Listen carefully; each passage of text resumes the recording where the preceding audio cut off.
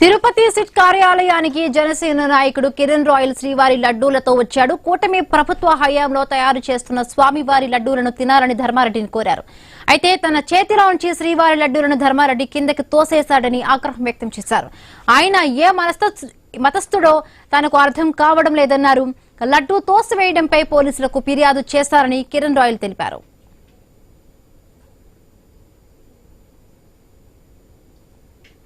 మాజీ ఈవోగా ఉండి మొత్తం తిరుమల కనసను నడిపి ఈ రోజు కల్తీనే విషయంలో విచారణకు వస్తే నేను ఒక భక్తుడిగా లడ్డు ఇస్తే లడ్డు కూడా తోసేసి ఈరోజు ధర్మారెడ్డి కారికి పారిపోయాడు.